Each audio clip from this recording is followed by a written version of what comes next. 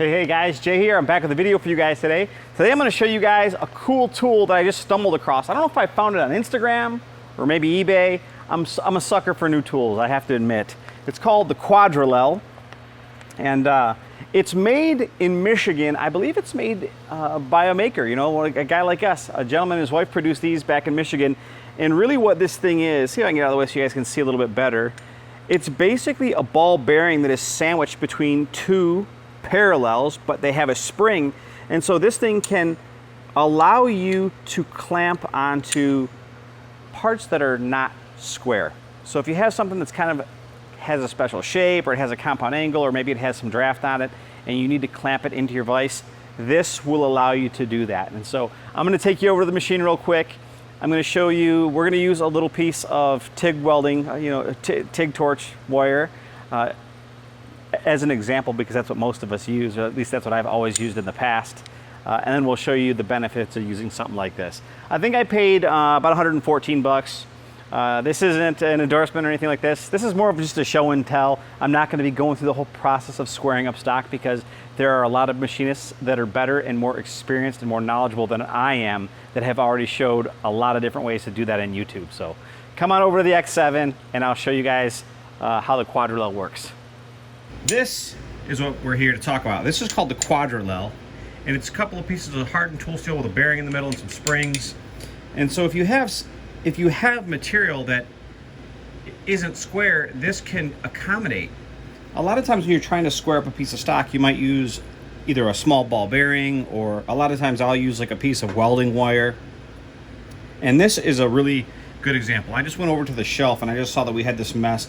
I have no idea what this is from, but I can see that it's got a pretty rough sawn surface, and nothing about this block is square.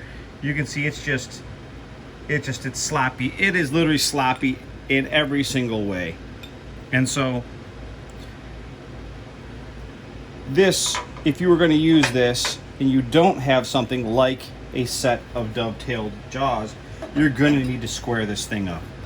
Okay, since we've already established that we know that our piece of stock just isn't square, at least not in the orientation we want to hold it, traditionally we might just cut off a piece of welding rod. This is just ER70 TIG welding rod, and you could put this, we'll throw a parallel down real quick. We would set this down in here, crank this in, and then when we got pretty close, a little closer than that maybe, we could put our welding rod in there. So we'll tilt back a little bit, and then we just back that off a smidge. A little more. And now what we could do is we could put our welding rod in there, tighten everything up, and we would be good to go. Now something like that, of course, depending on how out of square your work is, you can see this is the example we're talking about here, would be if we were out of square using this pink or red line, the welding rod would work just fine, and you'd have a pretty good grip. You'd be using this back fixed jaw for a datum, and all would be well in the world. Snug it down, tap it down, and take your face cut and make it nice and flat. You'd have to rotate this a few different times, and there's all kinds of videos out here on the internet about how to square stock, so I'm not going to try to provide an education for that. I just saw this cool tool, and it's not,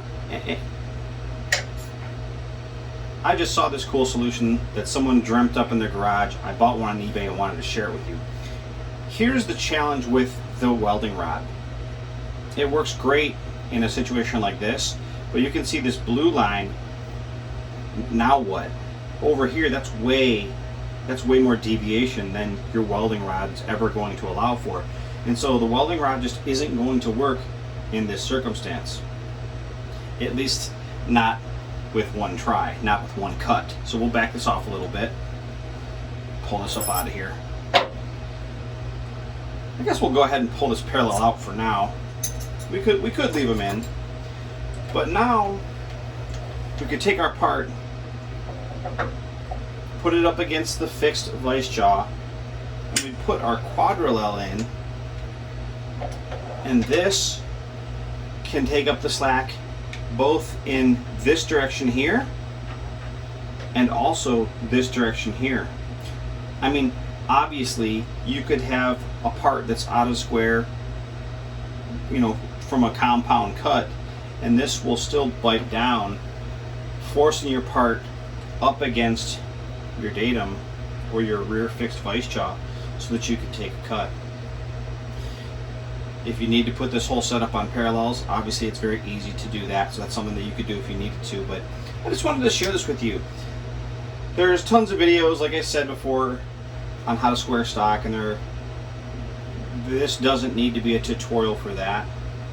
If you're out in the shop frequently, and like my remnant rack, you have a bunch of stuff like this that is been sawn, chopped up, ground on, you know, filed on, whatever, and you have a lot of drops, I could honestly say that the $115 or so that I paid for this thing, there's no doubt in my mind that it will earn its price of admission quite quickly. So I hope you guys enjoyed this video.